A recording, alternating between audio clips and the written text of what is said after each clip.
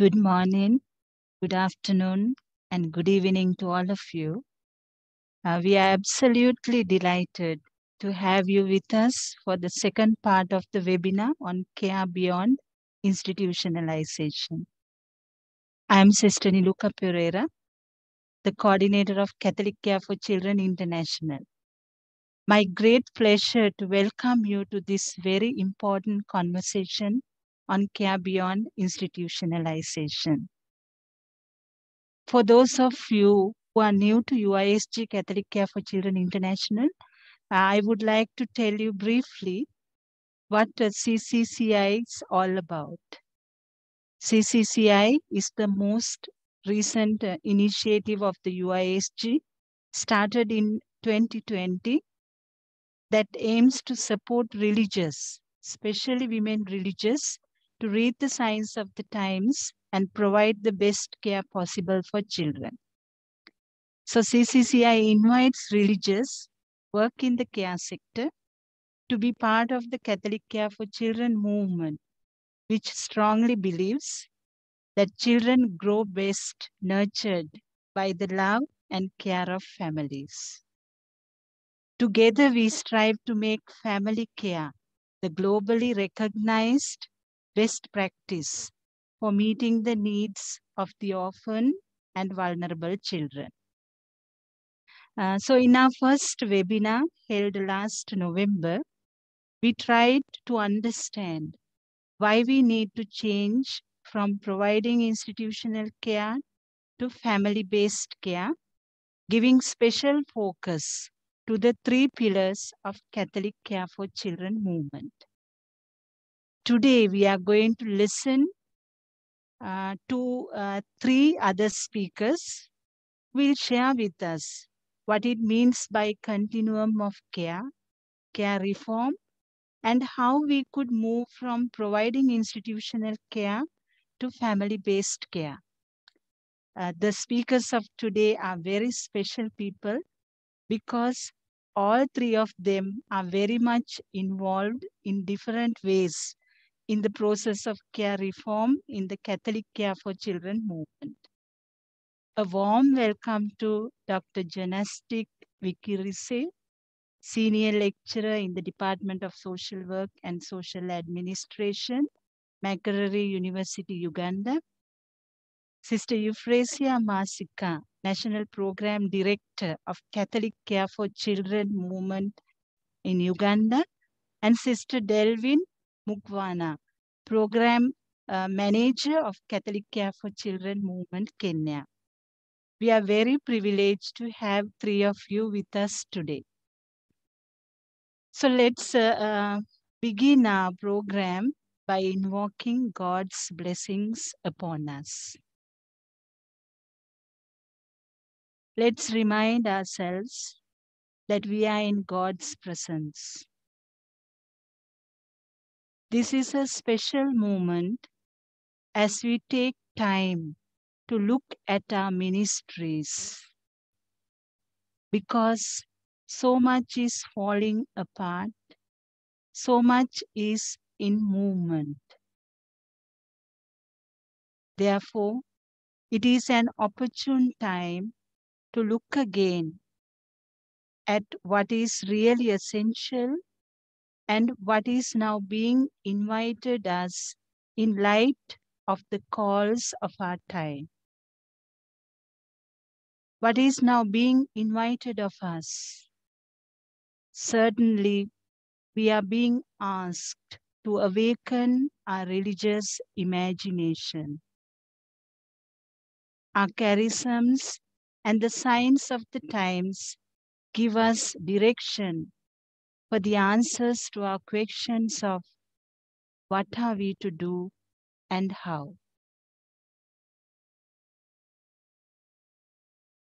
Ricardo?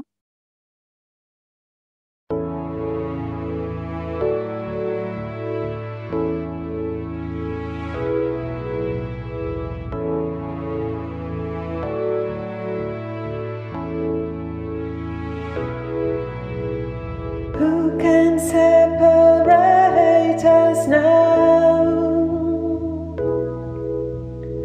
Who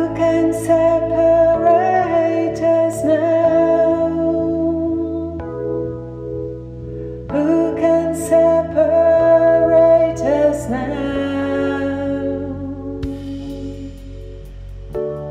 from the love of God. Rien ne nous séparera,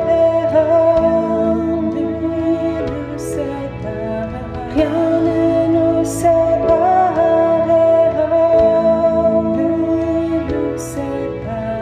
rien ne nous séparera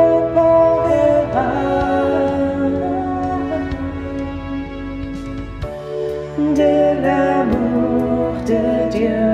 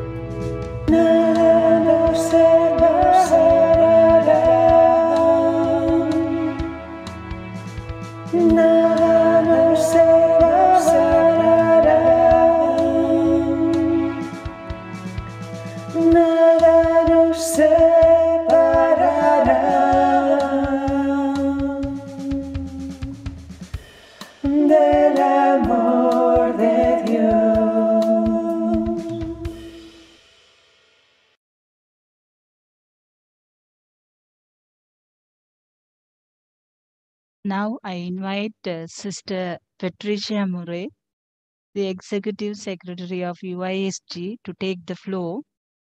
Sister Pat is our moderator for today's program.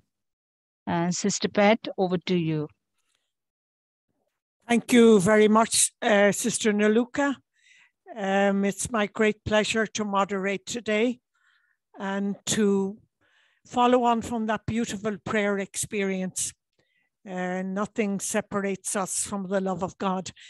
The ccci program is a very special program for UISG. We see this as an invitation to us as sisters worldwide to lead and be leaders of care reform. And so today, as Sister Naluka said, we will be hearing from three very special people who are leaders of care reform, which really has started in Africa, which is calling on us to build a worldwide network.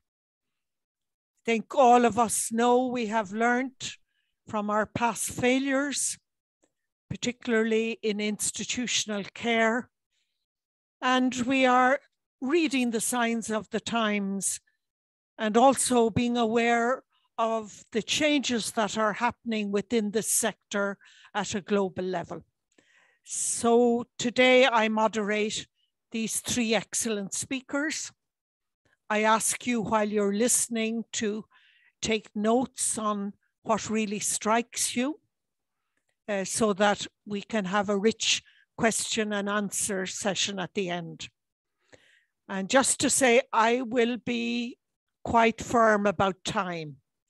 Because we have three speakers, I will alert them 3 minutes before the end of their appointed time so they can bring the presentation to a conclusion. Because I do want us to be able to share at the end.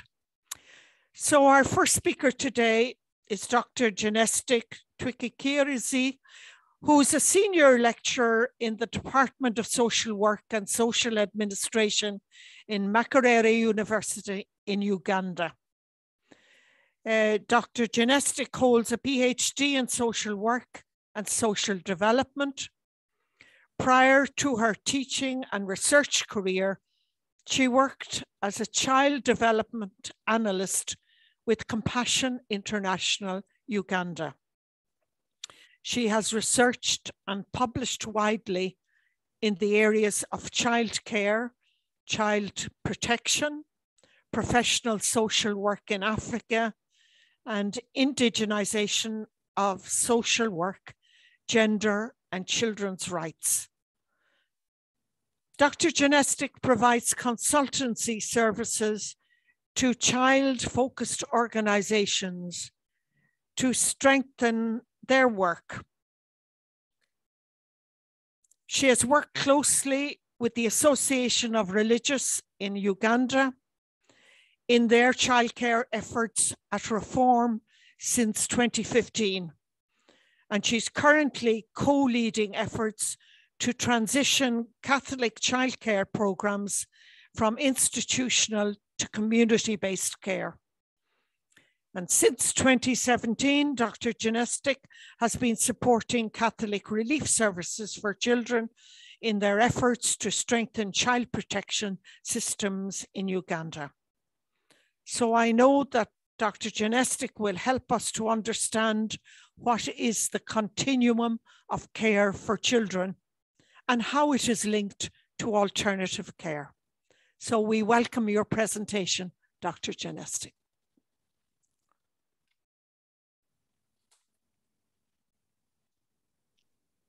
Dr. Janestic, you are muted.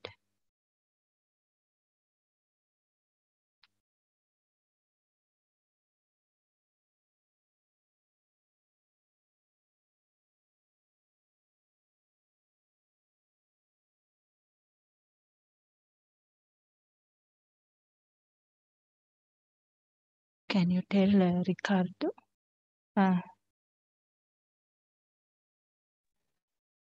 Yes, thank you very much for that very kind introduction, and I hope I'm clear. I live in a context where internet is not assured, but I'm praying that it will all go well.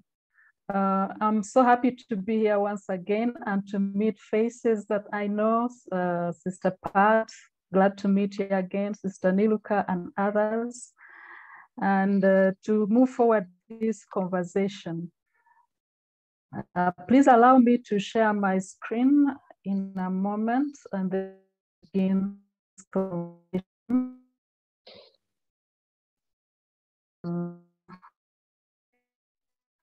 As Niluka and Pat already mentioned, this is a part 2 of a conversation on care beyond institutionalization.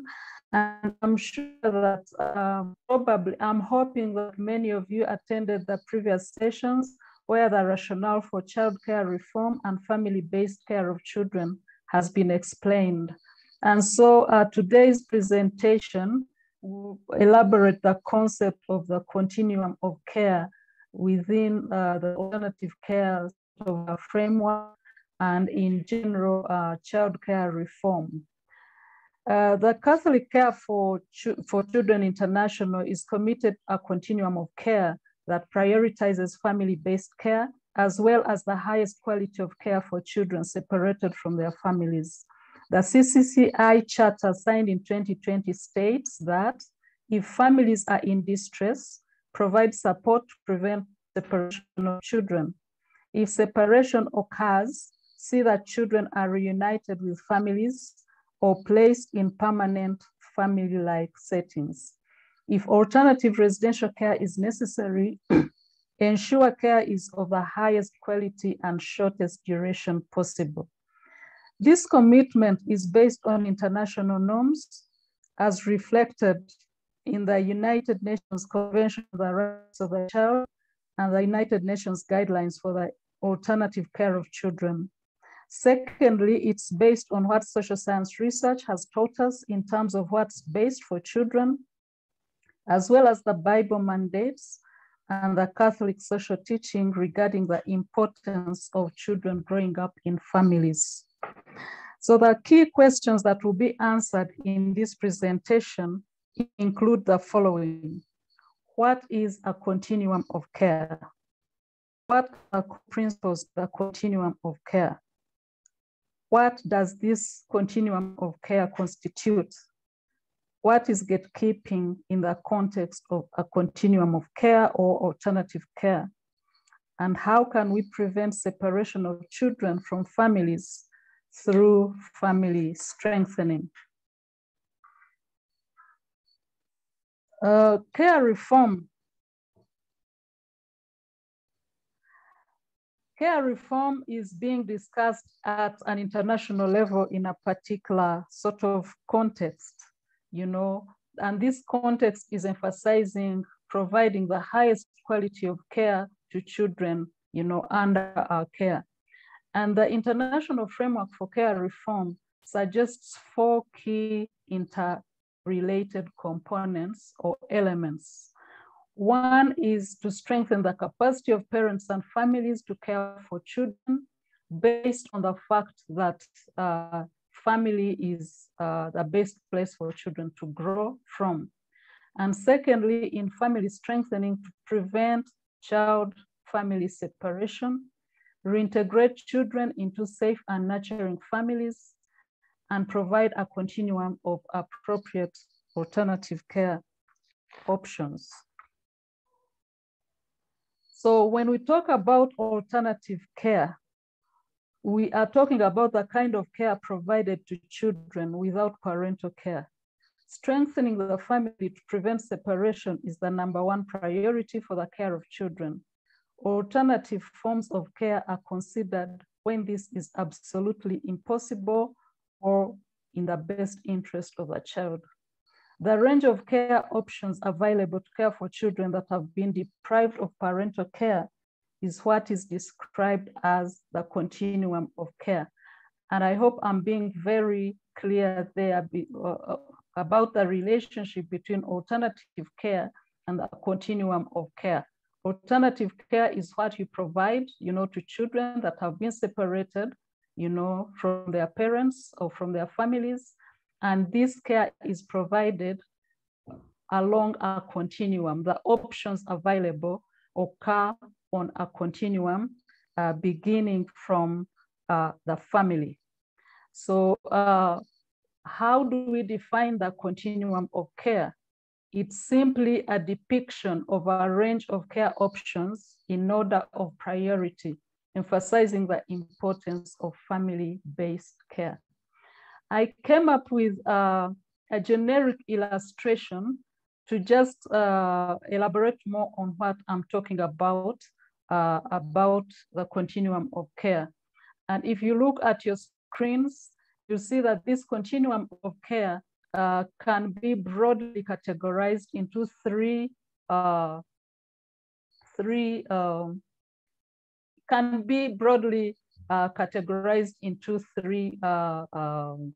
components, sort of. You have prevention of separation, which really refers to the interventions that you conduct to make sure that children are not separated from their families.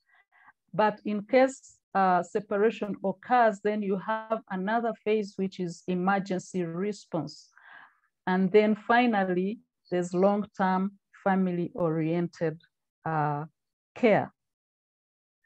And within these broad categorizations, there are many different options available. The first mandates of government and other stakeholders caring for vulnerable children is to do everything possible to keep children in safe and protective families. And this is considered as preventive in nature in terms of caring for children. Efforts should be focused on preventing family disintegration and separation. You know, other risks such as abandonment of children by teenage mothers or other parents in distress, such as those that have been sexually abused and didn't want to keep the children, should be identified early enough and addressed through community level prevention interventions.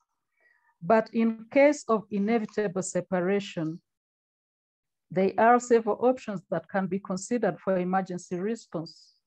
One is you could look to kinship care, placing children with their next immediate relative kin after assessing issues of safety and and appropriateness.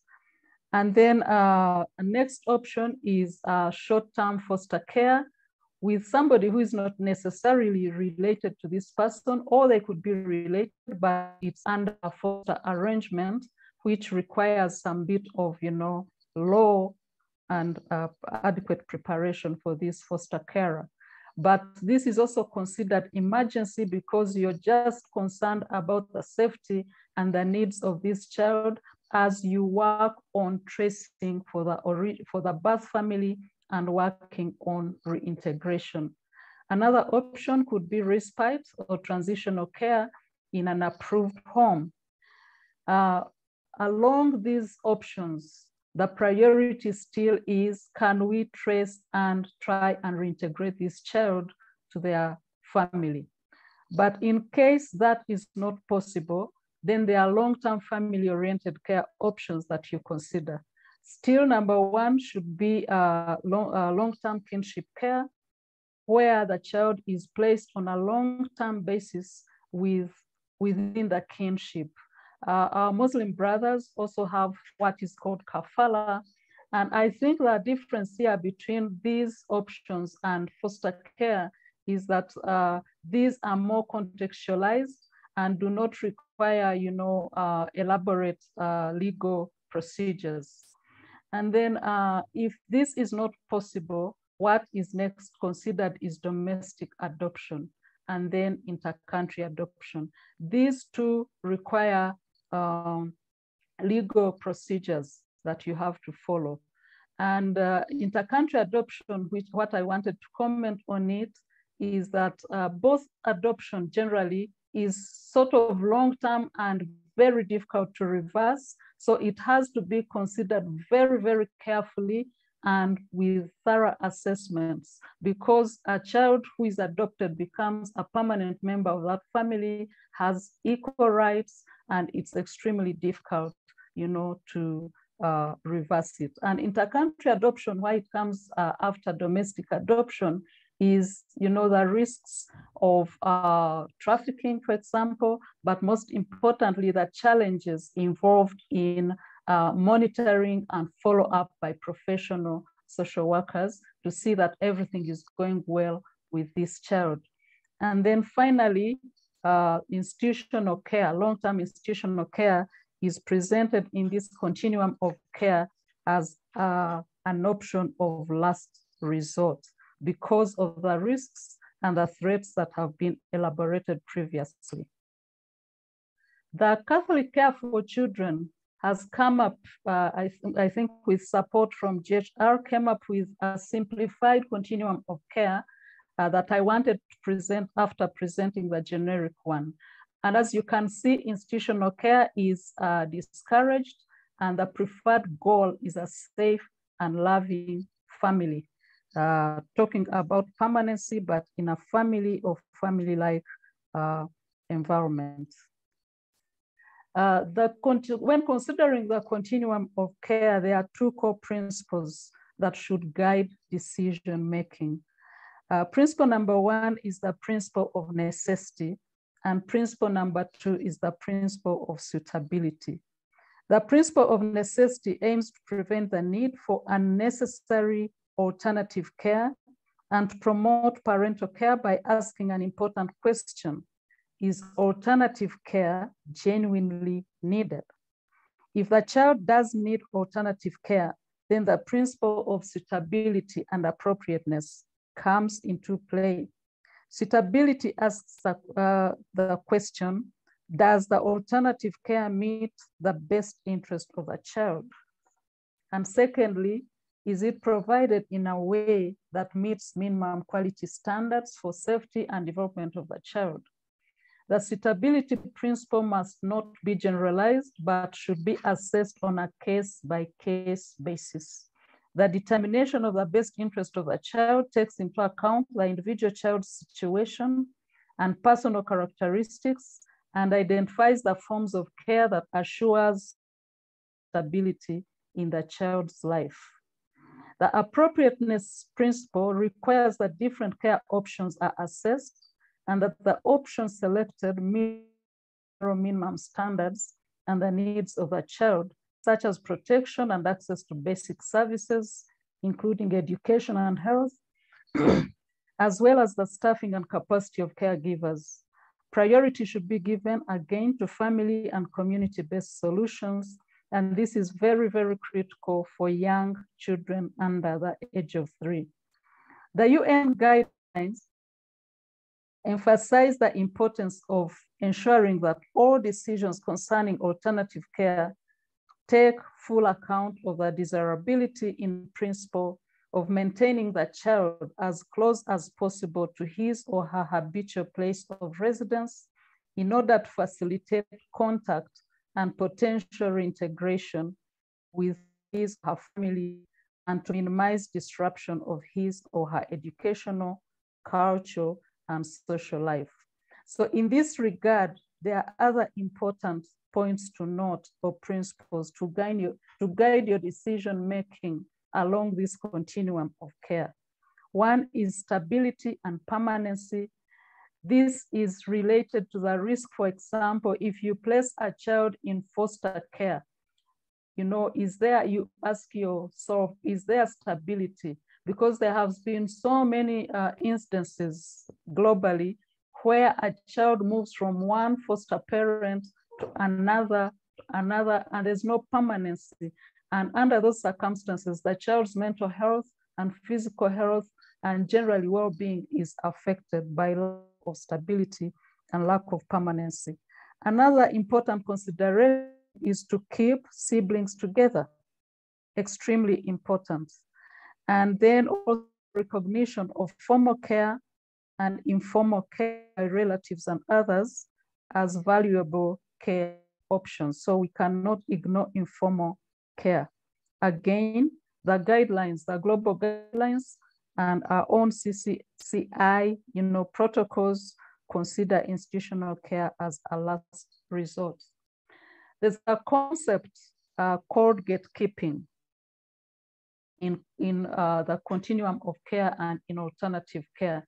And I wanted to elaborate a little bit about this concept because it's a very common concept that has been used in care reform and especially in alternative care.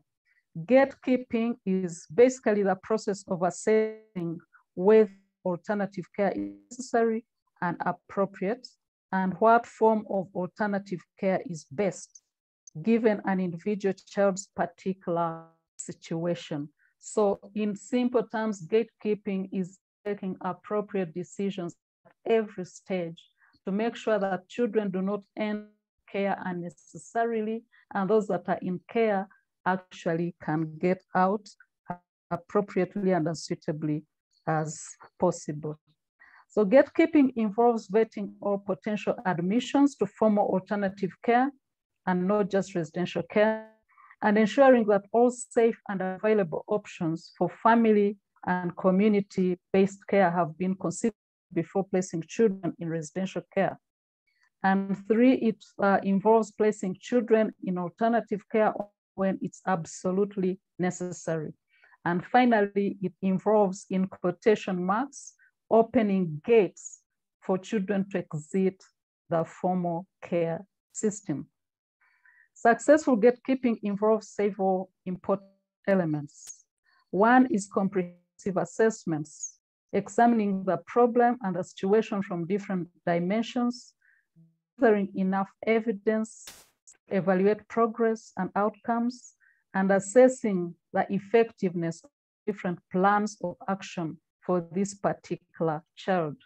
Assessment is a critical social work skill, so it's not something that you do casually to just tick off the boxes. Secondly, gatekeeping involves care planning for each at-risk child, be it at prevention or if the child is already within the institution. This is necessary when working with families, again, but also when working with children that are in institutional care. Third is exit and reunification protocols for each child already in residential care.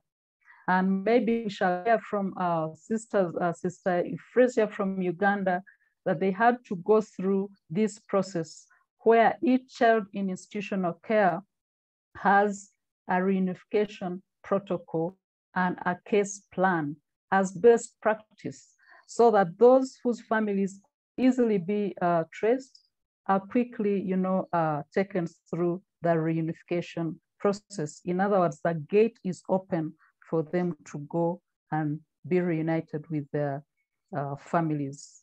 And then this involves reviewing placements that are already in care.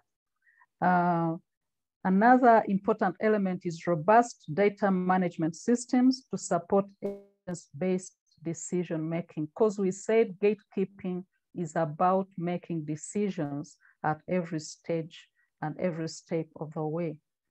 And secondly, gatekeeping involves strengthening community-level child protection systems and structures to prevent child abuse, for example, and to prevent separation of children from their families. Provision of essential services to families to help them take care of children and prevent separation is also part of gatekeeping, because you're making sure that children do not fall out of the cracks. And since we already emphasized prevention of separation at family level, it's important to look at how this happens. How do we do family strengthening? Broadly from practice, family strengthening can occur, at two different levels: at the family level and at the community level. At the family level, you can have targeted interventions for vulnerable families and children, while at the community level, the focus is on provision of services, addressing issues within the community that put children and families at risk, while at the same time strengthening those structures that offer protection to families. 3 minutes remaining, Sister Genesik. Sorry. Okay, so examples of community level interventions, especially in situations of poverty, could include livelihoods development, provision of formal services, addressing stigma and raising awareness, and etc. While the most important thing at the family level is a robust case management system, where you assess the situation, you identify those at risk, and in a participative way, come up with a specific plan to intervene in this family's situation. It could be, the need could be material, but in other cases, it could be non-material, and all that is needed is counseling and psychosocial support or provision of parenting, programs to strengthen the ability of parents and guardians to take care of the children. And key important principles in family strengthening is, again, the fact that it's not a matter of giving out relief and support, but that you need thorough assessment of the problem to include identification, assessment, care planning, monitoring, and most importantly, knowing that families and children that are being helped have to, at one point, graduate from that program. This requires participation, requires multi-sectoral approaches, and requires working in collaboration with other partners, and also being culturally sensitive and ensuring that your interventions in strengthening the family are sustainable and child-centered.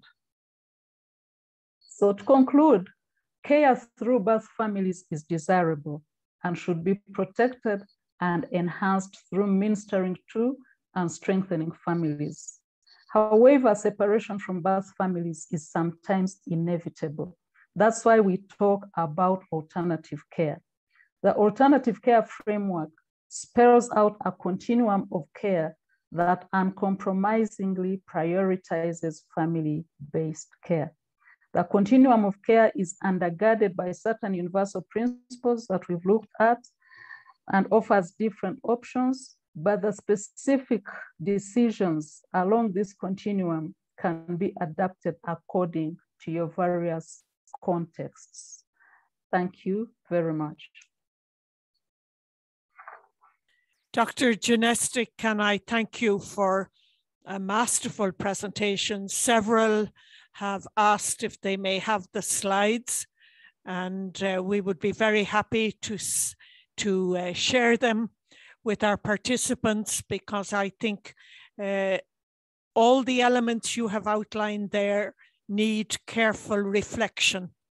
You know, you gave us the framework for care reform and the range of care options when alternative form of care was needed, all the time stressing that the priority is to reintegrate the child into the family. I loved your focus on the principles. Is it necessary and is it suitable?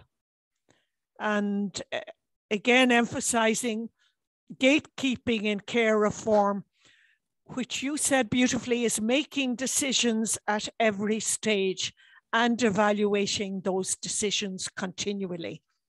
You challenged us to open the gates, to strengthen families through assessment and case management, and looking at the kind of supports that families need, and a wide range depending on the context.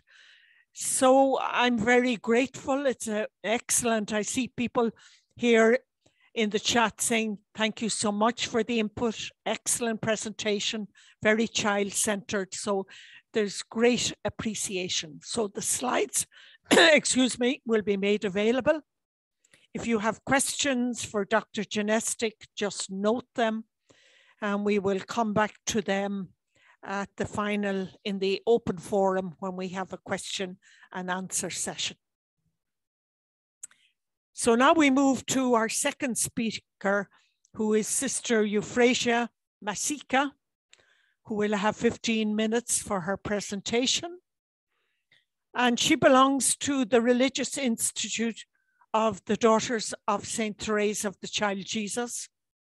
Sister Euphrasia is the National Program Director of Catholic Care for Children in Uganda, which is a program under ARU, which is the Association of Religious in Uganda.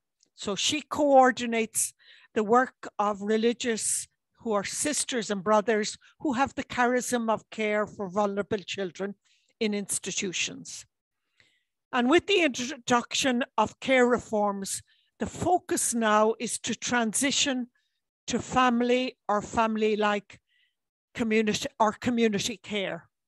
So she coordinates and supervises 44 childcare institutions or programs across the country, across Uganda. She holds a master's degree in health services management, a bachelor degree in administration and management from the Uganda Martyrs University. And she has a certificate in child protection. She has 23 years of administrative work, of which 16 years were spent working with the communities in the area of services to vulnerable children. So she will now share with us how the sisters in Uganda have started this journey for care reform and the challenges they faced and how they've overcome them. So we look forward to listening to you, Sister Euphrasia.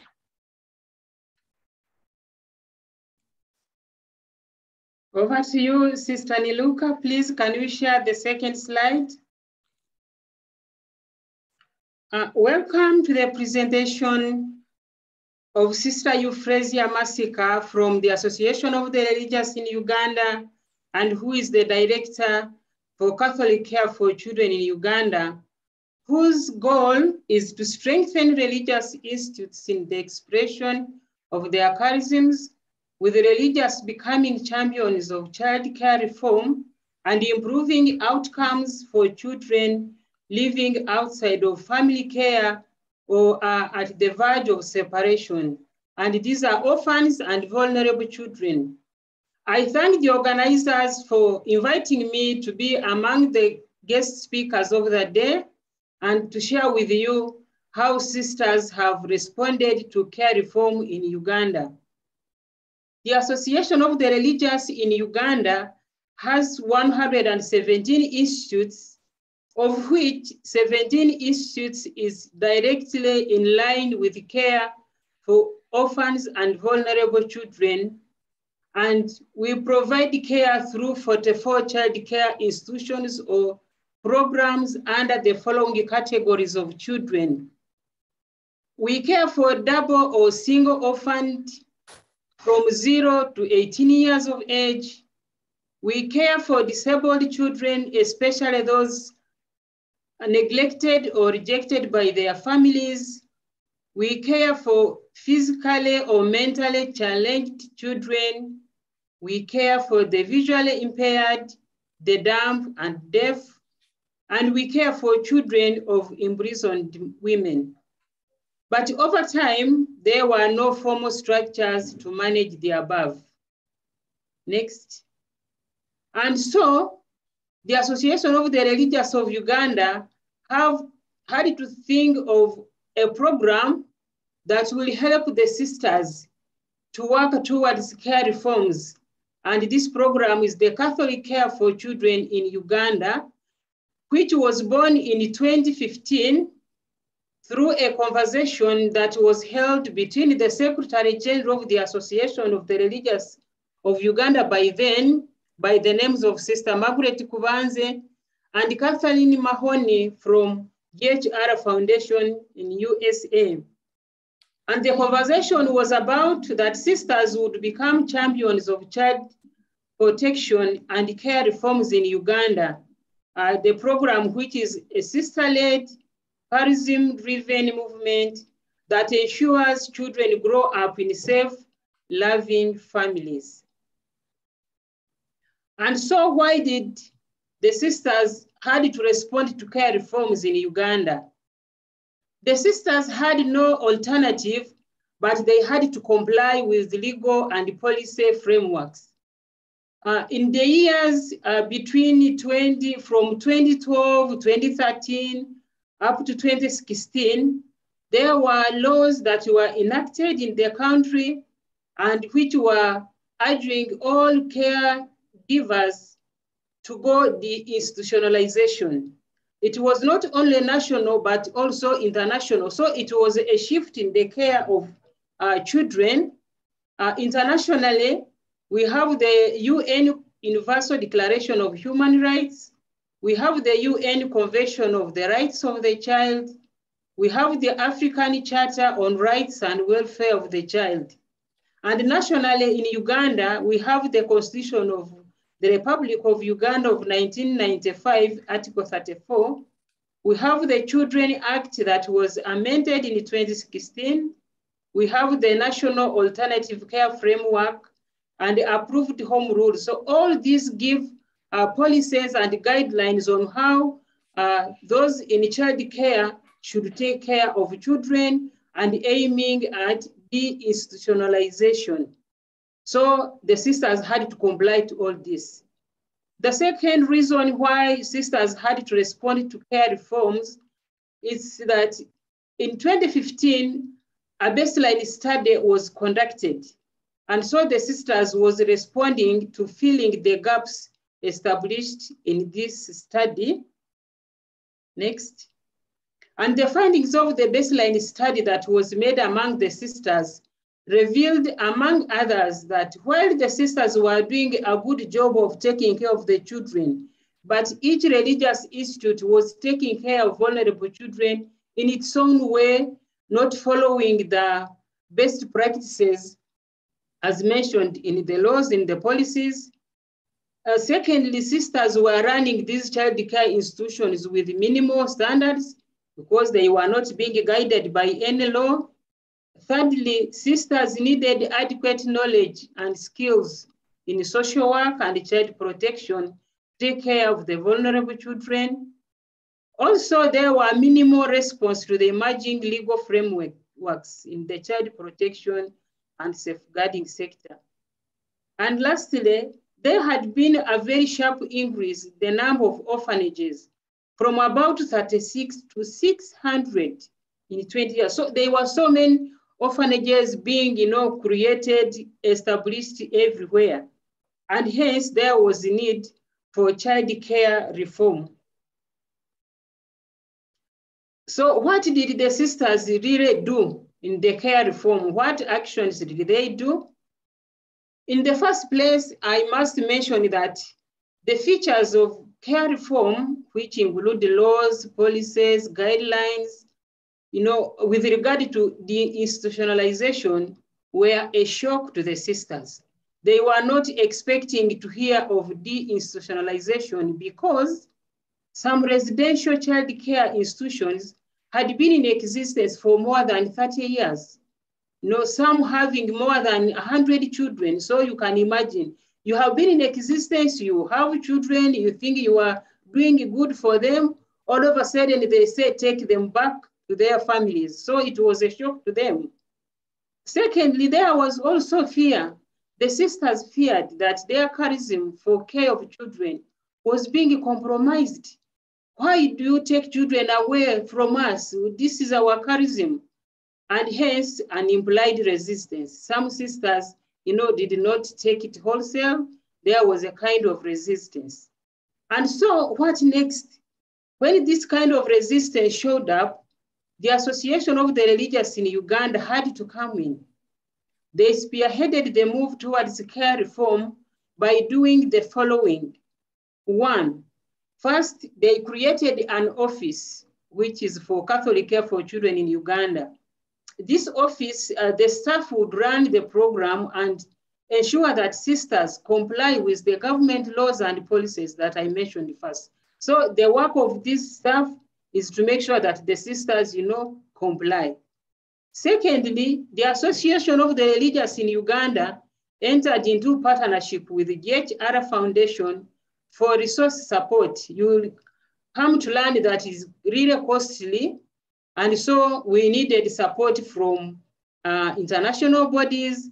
We are very grateful to GHR that came to support us since 2015 to date. They are still supporting us in the move to care reform.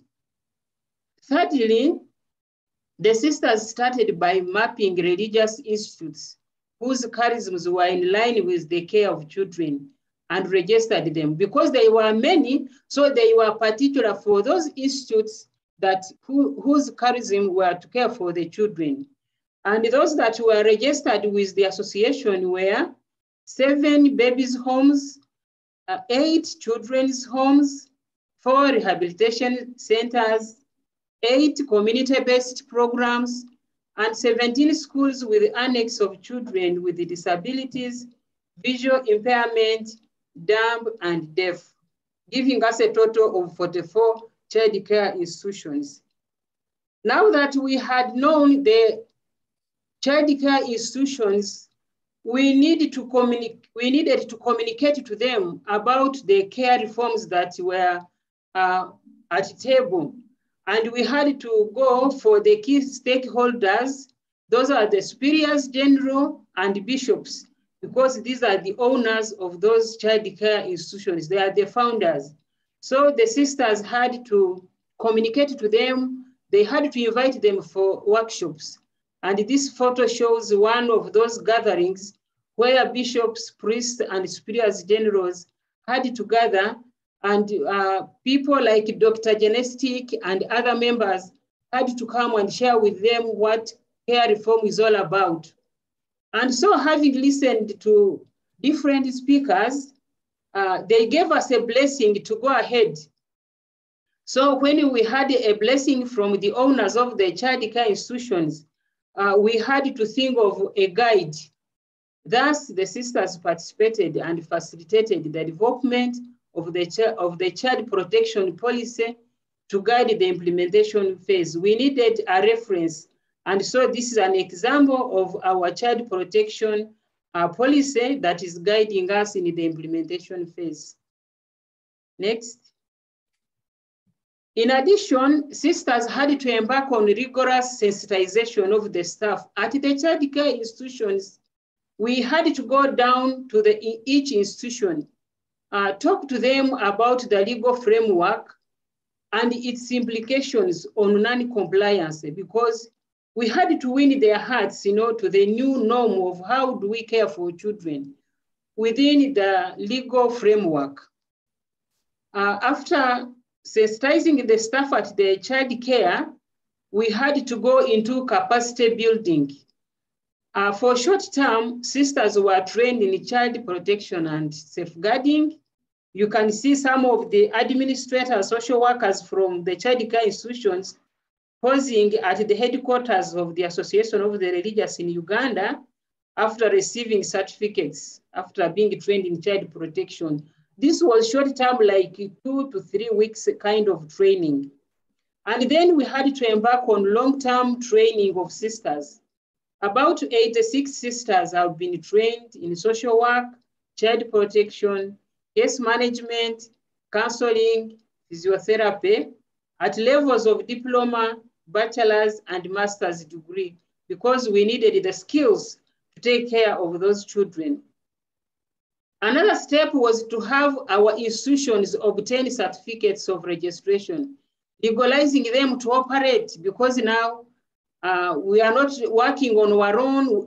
We are not doing it in our own way, but we are doing it according to the government laws. And so one of the requirements is to have child care institutions legalized to operate, and you have to obtain a certificate of registration. For the first time in life, in history, the sisters moved out. They were able now to interact with government officers from the Ministry of Gender, Labor and Social Development for implementation of care reforms. This is the ministry that is directly responsible for the work to the children. Our sisters were just in their own, but this time now they are moving out to interact with the government officials to learn more on what to do. Time comes now when we have to do deinstitutionalization, to reunify children with families. And one of the steps is first to go and assess, Dr. Genestic mentioned it. You don't simply take the child back home or to the community, but you first go and assess the suitability of that home, of that community. So here is one of the photos where sisters were interacting with the local council chairman, inquiring about a kind of a family where a child was to be reunified. These local people are the ones that keep us coordinated. They know much better because they stay with the family members where we are not. And so we have to involve the local community members because they will keep us coordinated. They will be informing us of what is taking place at a particular home, whether there is violence that is not suitable for a child to be reunified. Next. Sister, you have 3 more minutes. Okay, please. Thank you. So now this is an act of reunifying. You can see the child in yellow being reunited with the family. Next. Next. When a child is resettled, then you must go back and assess the status and give advice. That is post-resettlement activity. Next. Next. And so all was not on a smooth road. There were several challenges that were encountered. One was fear of the unknown, and so we had to embark on sensitization. Secondly, there was fear of loss of the mission. As I said, sisters feared to lose their charism, but we said, we are not losing their charism, but we are caring for children in a new norm according to the signs of the time. And some people were stuck in their minds, thinking the old way is the best. They thought children were well catered for, but we were challenging them, telling them that it's better to have a child go back home because of the many benefits that a child gets from a family. Next. And also donors were stuck. They wanted to find homes while children were at residential and not, taking them back home. So this was also another challenge. And we had to tell them that the cost of taking care of one child is much more than taking care of a child at home, where about 4 children can benefit. And also loss of jobs. Staff thought they are going to lose their jobs. Also, another challenge was transfer of religious staff who have been trained, but mothers were, cushioned that if they transfer a nun who has been trained, he should be replaced by another nun, another sister with similar training. Next. A milestone achievement: as years pass by, we are recording a reduction in the number of children from care institutions to living in families. As you see in this graph, we are seeing a very sharp drop from 1,207 to 311.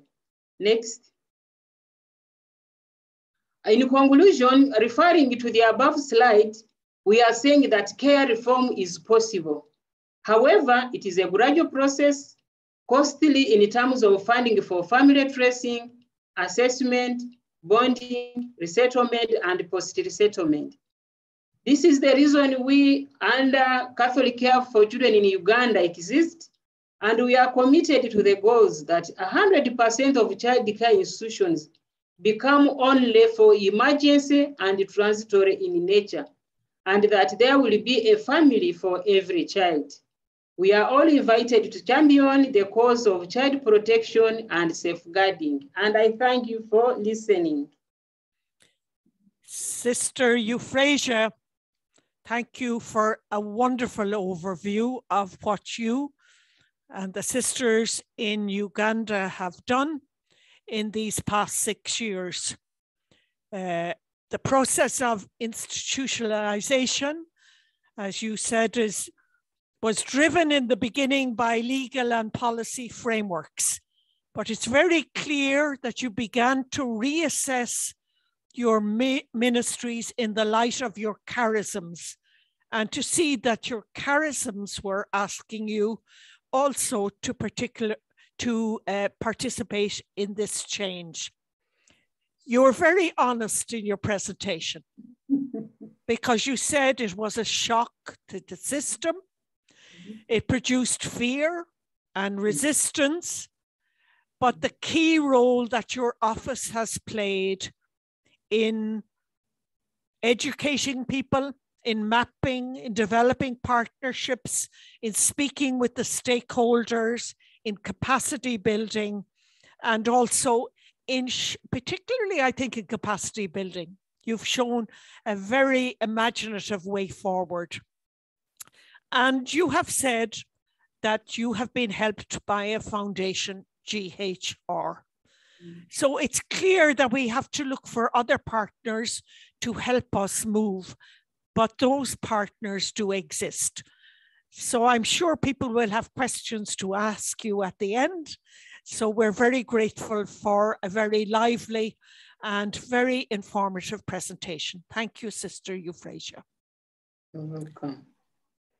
And then the third and final speaker is Sister Delvin Mukhwana, who again has 15 minutes to present.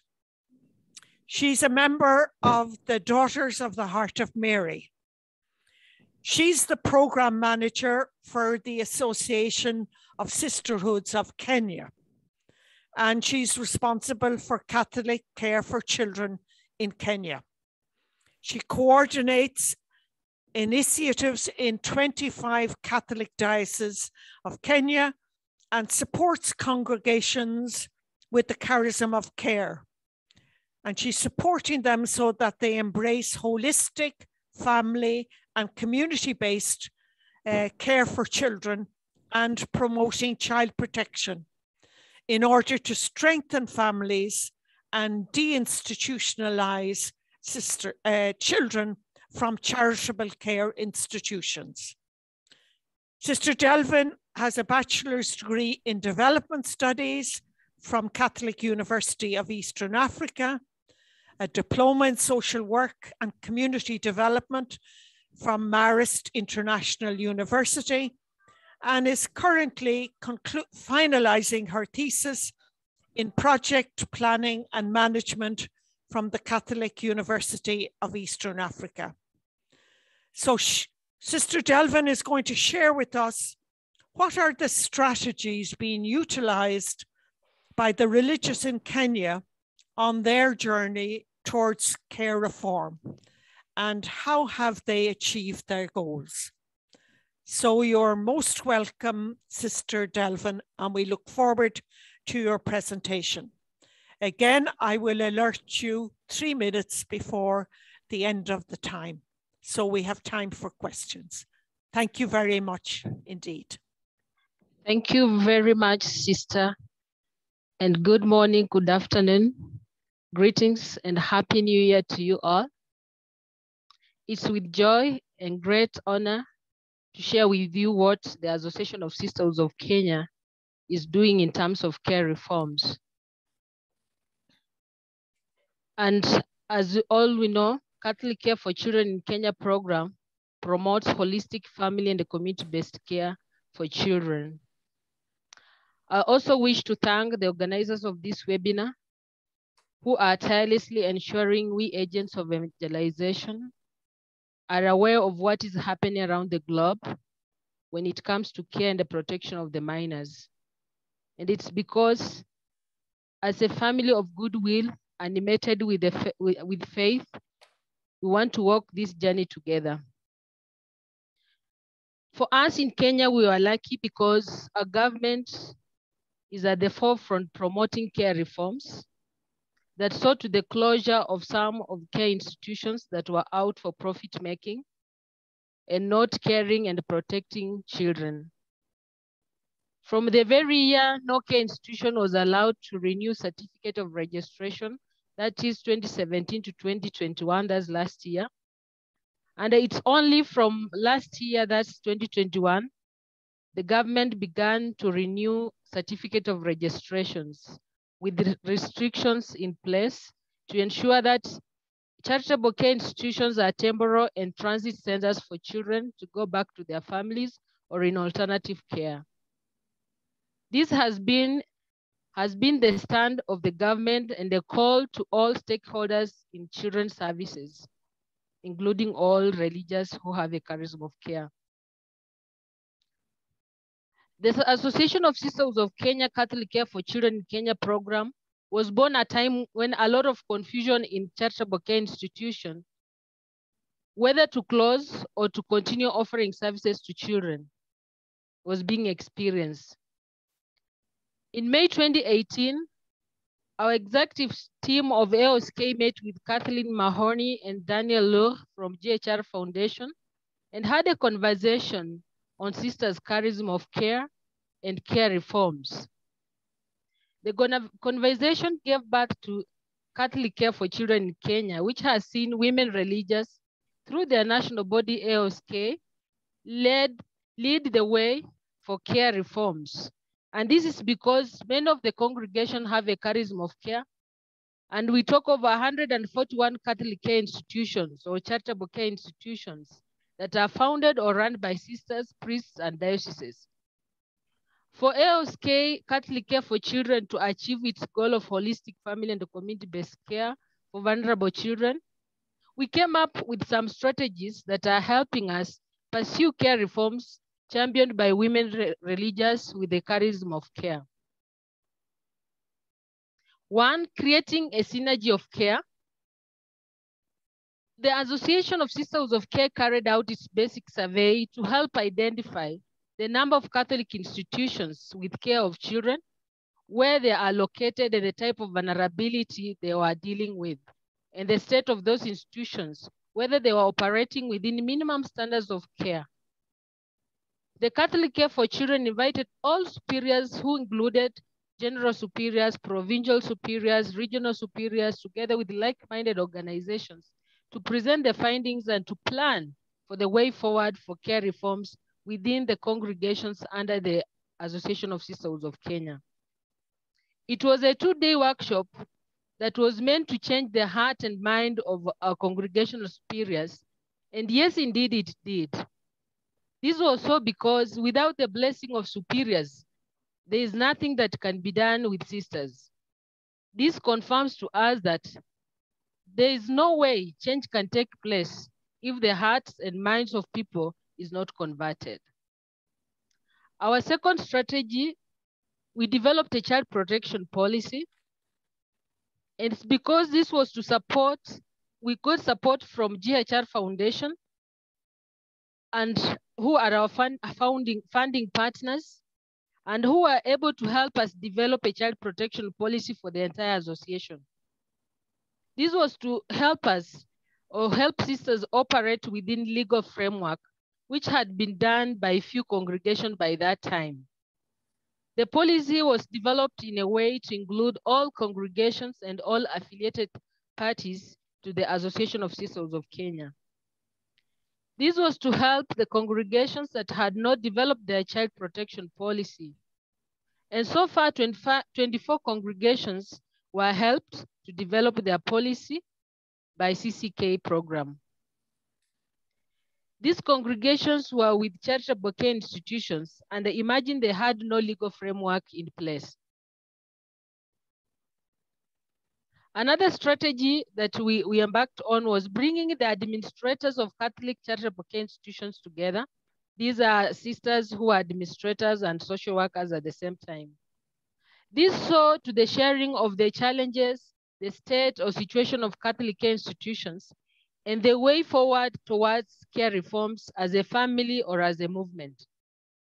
And the coming together always serves as a platform for us to enable sharing of fears, challenges, and achievements, and also seeking to mentor one another, to promote and realize family and community-based care. There is linking up and discovering other opportunities that exist beyond single institutions to be explored. Our other strategy is training of sisters and communities. From our baseline survey, we found out that some of the sisters were serving as administrators in most of the homes or children orphanages. They were either professionally trained in the field that was not related in any way to care and the protection of the minors.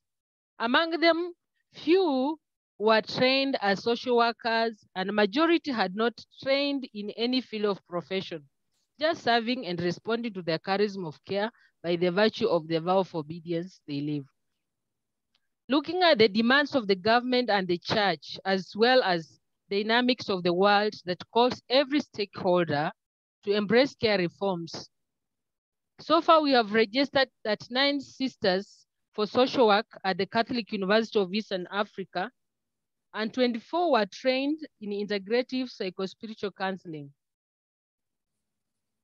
This has helped sisters have a wider perspective of looking at care reforms, skills and knowledge that they acquire through education that builds the competence and the confidence of doing what is acceptable with the wider society of care and the protection of the minors, and the desire that are being generated in sisters and religious men to do more on rescuing and resettling children back to their families or alternative care. It has also helped them to understand their role as agents of evangelization from faith and family apostolates, as well as need to incorporate science and academia to help facilitate and enable promotion of child development in a family environment, which is universal right for all children. We have also trained 20 people comprising of sisters and lay persons as trainers of trainers in different communities. This has helped us reach to people from grassroots by sensitizing them on positive parenting, importance of family and kinship care of the vulnerable minors, as well as to remind people of their responsibility in care and protection of their minors. This is more specifically to help change the mentality of people in the communities to know that whenever a child is identified in the village as a vulnerable child or is violated or abused, the first thing to do is assess the child's situation If there is need a child to be separated from the family or not to be separated. And if it is to be separated from the family, first to explore family and kinship possibility of placement and admitting the child to care institutions to be the last resort when the case is extreme and needs rescue and rehabilitation. With the sensitization forums and training at the grassroots, the Catholic care institutions are influencing the way local administrators deal with cases of children, and families are open to take up their responsibilities in raising up their kids. Our other strategy was sensitization of sisters and the communities. The OSK CCK felt the need to bring all sisters on board for care reform. This was because all sisters, in one way or another, they serve or come in contact with children. For example, a sister serving as a catechist in any given parish, a sister nurse working in a hospital, a sister teacher working in a school or a dormitory, if it's a boarding school, for instance, or a sister working as an animator of Pontifical Commission or children in the parish or diocese. All these sisters, without having charitable care institutions, they need to be part and parcel of care reforms, because they are the ones who refer these children to be admitted in care institutions, as well as visiting and feeding these children. With that reason, CCK ensures that they are all sensitized on child safeguarding, positive parenting, and legal framework when it comes to children's services. Also, they serve in the communities and they have a responsibility to help the communities and learn the mindset of child institutionalization and instead embrace family and the community-based care.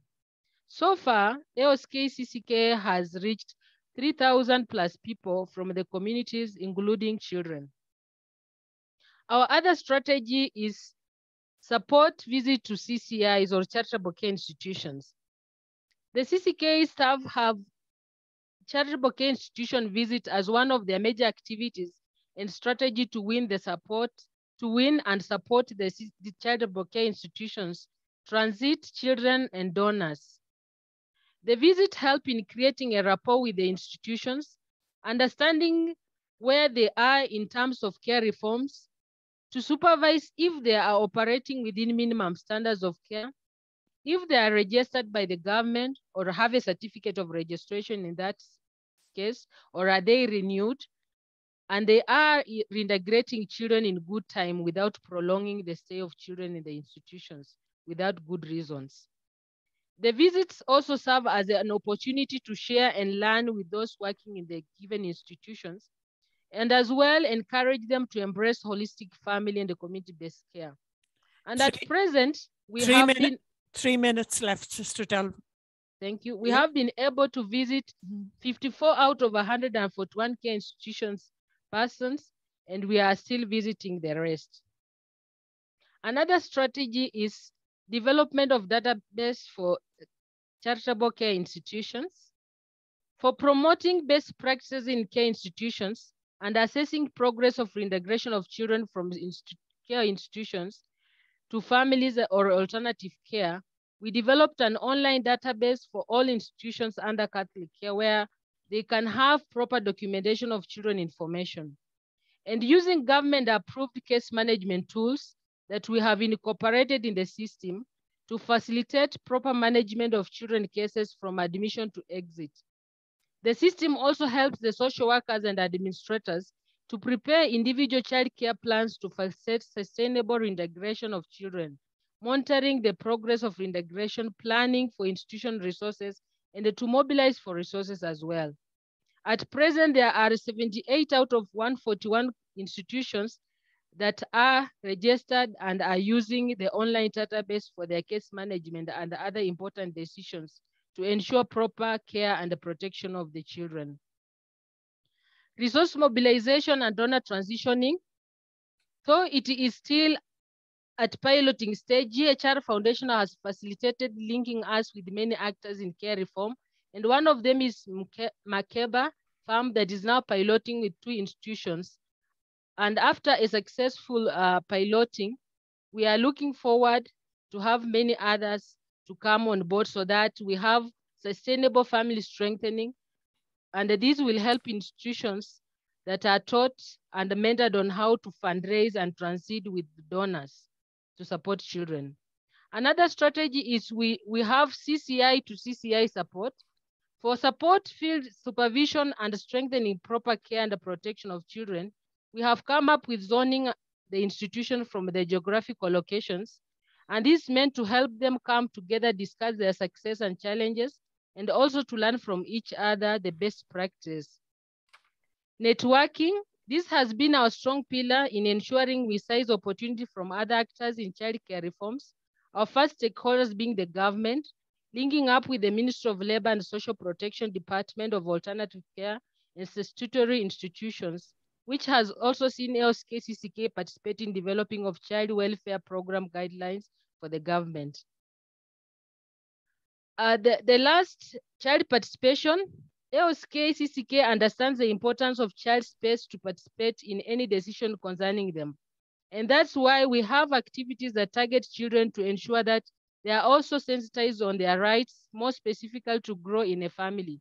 Some of these activities target children from care institutions to ensure that they also start knowing the institutions are not families, but centers of transitioning. Our conclusion is, with the experience we have had with Catholic charitable care institutions led by sisters with the charism of care, it is very possible to have children grow up in families or family-like environment, because sisters are doing it and we will continue to do it. It is a journey that needs all of us. It needs commitment, love, and passion. It's a worth cause because it's promoting human dignity. Thank you. Thank you again, Sister Delvin, for another very stimulating and informative presentation. I would just pick out a few points I think are very important. The first one really struck me, which was you have to educate people in order to lead them on the path to change. So you worked with the superiors general and the provincials and the regional superiors. You brought administrators together. You worked with sisters and communities. You worked with staff. So you had a very holistic approach to introducing change, because the management of change is not easy. You've given, again, Sister Euphrasia has, an overview of how you manage the change, both at the level of changing the system, but changing the minds and hearts of people. You have given 10, 11 strategies, 12 strategies that have helped you as a group in AOSK. And I loved your final sentence where you said you work with children so that they become aware of their rights and become aware that institutions are not families, but are places for transitioning. Because one of the mistakes we make, I think, in our institutional settings, we're inclined to say we're a family. That's not true. We are not a family. We can never replace a family.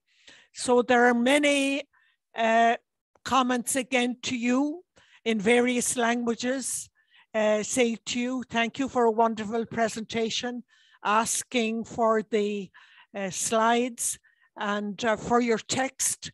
If the three of you can give Sister Nuluka your text and your slide presentations, we will make them available.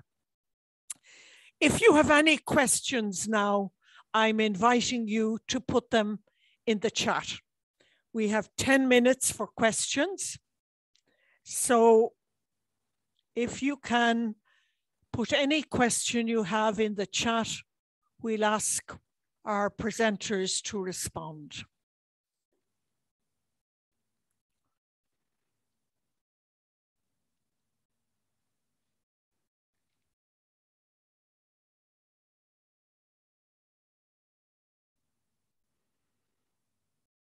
So the three of you must have done an extraordinarily good job. We have no question yet. only comments and congratulations. Here's one. How are foster families selected? Maybe I turn to Dr. Genestic to answer that.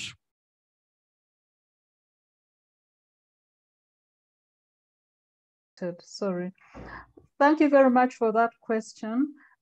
Foster families, actually, it's a process and it has to be very carefully handled. It involves, people usually apply in the system, okay? If you're interested in fostering, you apply to be recruited as a foster parent, and then you're vetted, due diligence is done on you. And once you have been recruited or enrolled on the foster program, then you undergo specific training, for foster, parents. And after that training is when a child can be placed, with you, and with very close monitoring, for a specific period of time before you can pass the test. Yeah, and so what happens usually is that they have a pool of foster parents that have been prepared and trained. You don't do it when there's need, you do it early enough so that when a child needs to be placed with a foster parent, there are those that have been adequately trained. Thank you. Thank you. There's a comment here that both Sister Euphrasia and Sister Delvin might like to respond to. Somebody said, hard questions were asked and faced, hence the shift and the breakthrough. So would you like to comment on that, either of you or both of you?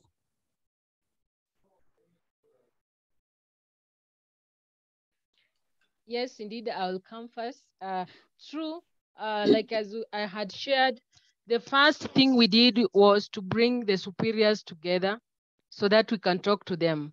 And as you know, our life is well kind of stipulated in a way that, there's a local superior, there's a regional, provincial to the top and all that. And anything really to happen in any given set of religious kind of life, there is a need of disobedience whereby the decision has to be arrived at from the top. So what we did, we said, we have to bring all these people together, and they're the ones whom to digest with us. Really, we have to go forward with them, because if we were to target only the young sisters who are maybe administrators, it will be push and pull. But it wasn't easy, because remember, it was all about charism, and the charism is not something you can change, it's the work of the Holy Spirit. But how do we convince the congregation that right now you don't have to stay with children, you have to let them go to their families and support them from there? It was not easy, but we had to tell them the reality. That remember, even you are not biological mother. Even if you try to love them, you'll never love them like their mothers would do, or neither maybe an auntie will do. And you'll never give them an identity of their culture, So those hard questions and the hard stuff was to be shared with them. And really, it was that it was hot. Some were like fears and were like, now what are you telling us? Is this what you called us? But at the end of the day, we had agreed, and they saw the fact that true, for sure, we might be mothers, but we are not really mothers. And we can still help these children from where they come from. So that's how we dealt with it. We had just to face it head on. Yeah, thank you. Thank you very much. Sister Euphrasia, I'm going to ask you another question. Somebody has said the work of religious is excellent, but what is the kind of implementation of governments in attending to children and families together with the religious? So could you say something about how the partnership between religious and government was built? Thank you very much, sister, and someone who posed the question. In my presentation, I mentioned that though we are religious, we don't work in isolation of government policies. And actually, my number one reason why we had to go for care reform was that we had to comply with government policies. Once the government says something, we will not say no. And mind you, we had to invite them, as Sister has mentioned, as much as we invited the superiors generals, the bishops who are the owners, but also we had to invite top officials from the ministry concerned with care reforms to come and talk to our leaders, to come and talk to the owners. So we had to collaborate because we didn't have a way out. That was the way to go. In any case, a study has been done. And so we had to tell the administrators of the homes, the owners of the homes, that other than having these children enjoy part of the economical part of it, you know, they say children are eating well, children are sleeping in good homes, other than where they come from, but we helped them to see the other part of the side of the coin, especially the socio-economic part that children were missing while they were at our child care institutions. So it was a convincing factor that, you know, and it was also being given by the officials from the government themselves. We had to invite them to come and talk to our superiors. Yeah. Thank you very much. There's a very good question here in with regard to human trafficking. A question asked, and I'll go back to Dr. Genestic for this.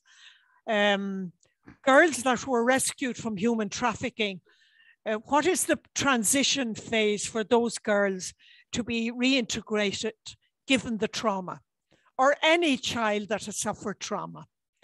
You know, what transition period to be institutionalized before being reintegrated? Thank you very much. And it's a good question, and it's a question that has no definite, you know, response. It really depends on the case that you're dealing with.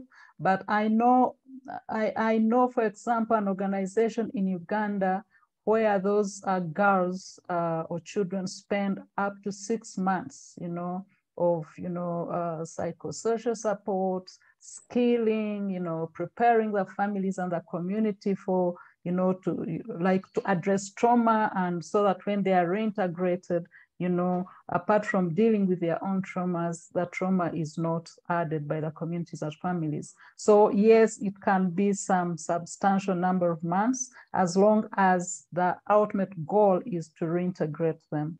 Yeah. Thank you very much indeed. Another question here is, the most difficult part of the ministry is resettling of children back to their families. It is difficult to convince the families. So could you please give a few suggestions? So either Sister Delphine or Euphrasia, if you'd like to take that one up. Yes, indeed, it's very difficult. The reality is it's very difficult. And it depends, as Dr. Genestic has just said, depends with the child situation, the family situation. And remember, one thing is you have to bring all stakeholders on board. The family has to be involved. The child has to be involved. The community has to be involved.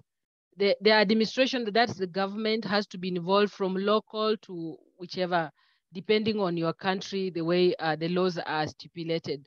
And also the sisters who are in the mission or the apostolate of care, like those who have rescued and all that. So it's really a process. It's not an event. And as the doctor said, you don't have a formula that really this can lead to this, but only what you do is you have what we call best practice that you have to do. You have to ensure that principles are followed, like best interest of a child, yeah, the dignity of this child and all that. So you have to ensure that even counseling, for instance, if a child is traumatized and all that, all these things play hand in hand. You can't say that I have a formula ABCD. No, all children are unique. And that's why in case management, the caregivers are always told to have what we call individual child care plan, because each child has his or her own needs.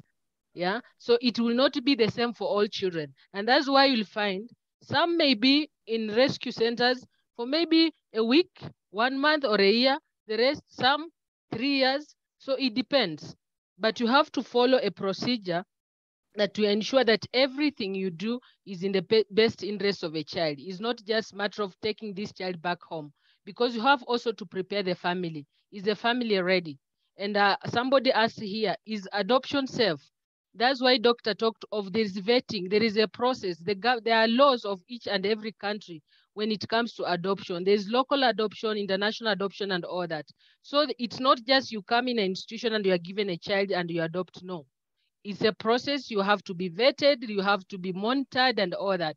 So if all is really followed, then at least we say we can reach at a place. And it's true, because some cases have been successful, they have been adopted and children are doing well.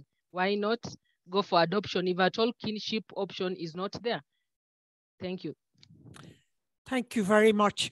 Many of the questions in the chat are referring to specific kind of contexts. And I think you're answering it when you're saying, really, there needs to be a case management for each child and an assessment of the situation. And all three of you have stressed this through your presentations. I know we could go on for a long time, but I think your three presentations are pointing us in a very significant direction. You're saying to us that new training is needed for religious who are working in this field. And you've named various areas in terms of social work, counseling, psychospiritual development, case management. There's a lot of training involved, because this is a new approach of accompanying both children and families.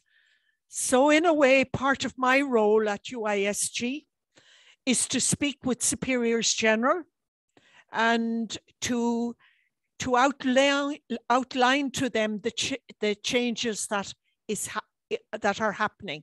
This is not an area in which goodwill and having a good heart is enough. This is an area that now requires expertise. And I would be anxious to hear just the final comments of the three panelists as we end today, and before I hand to Sister Naluka. What's the final message you would like to give the participants today? Dr. Genestic, then Sister Euphrasia, and finally Sister Delvin. Thank you so much, Sister Pat. My final message really is to thank the sisters, the religious, for being open to care reform, because that speaks to commitment and that speaks to facing the challenges, but in the best interest of the child. And also to emphasize, the issue of decision making and evaluating the decisions at every stage along the continuum of care, so that what is selected for this particular child is suitable, is appropriate, and is actually necessary. Thank you so much. Thank you very much. Thank you very much, Sister Patrick, and thank you very much, everyone, for your kind listening and your questions. To me, I must say that, as I concluded, that care reform is possible and that someone must make a start. Because I remember, had not the Secretary General by then in 2015 started the move, I think it wouldn't exist. So don't fear to take a step forward. Don't fear to make a program, and please make sure that you involve every stakeholder. You will not manage if you do it alone. Involve all those that it takes to have children at heart, and that it must be gradual, as we mentioned. It is not a one day, take activity, but it is a gradual process and it is possible. Thank you very much for inviting us to be part of this webinar. For me, I'll say, we have to have a conversation. We have to continue having the same conversation. And it's very possible, as I just echo the words of Sister Euphrasia, that it's possible.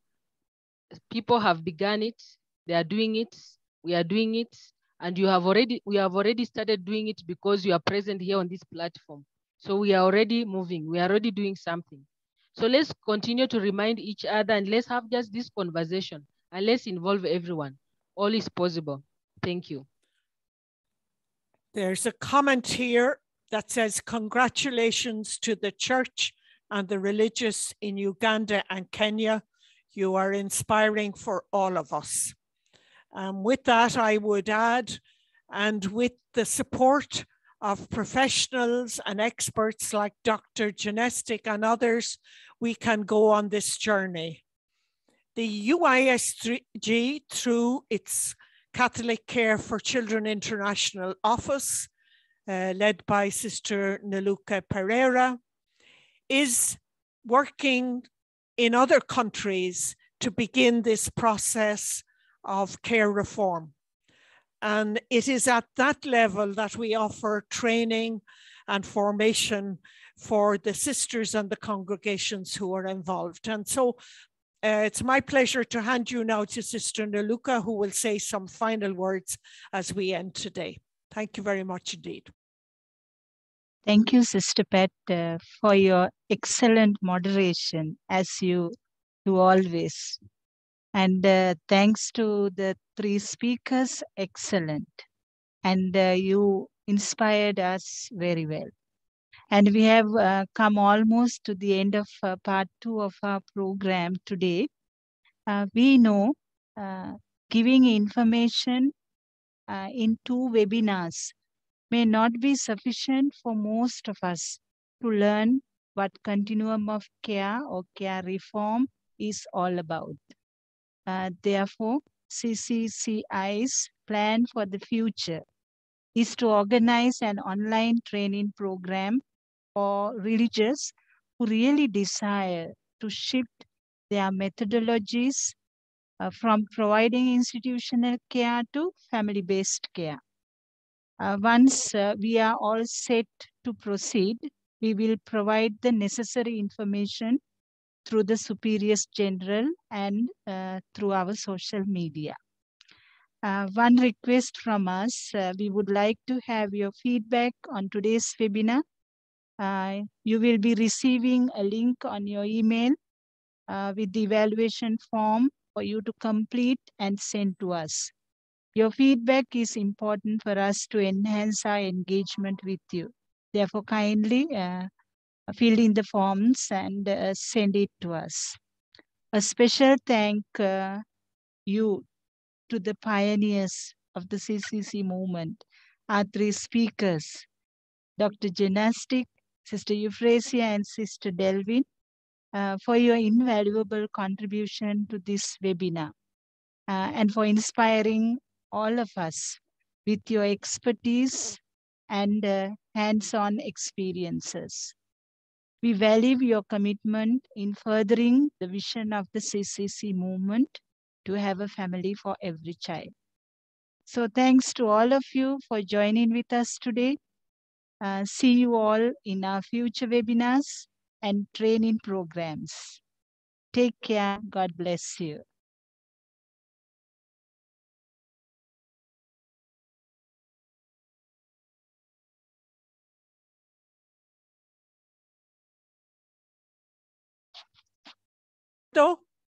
Ricardo, you can open the microphone. Or Claudia, if you have the... Claudia, you can open the microphone. Thank you. Thank you very much. Wonderful, wonderful, wonderful. Great. Good luck, Dan. Good luck. Ciao. Great. Desde Argentina. Wow. Hermana Pat también. Thank you.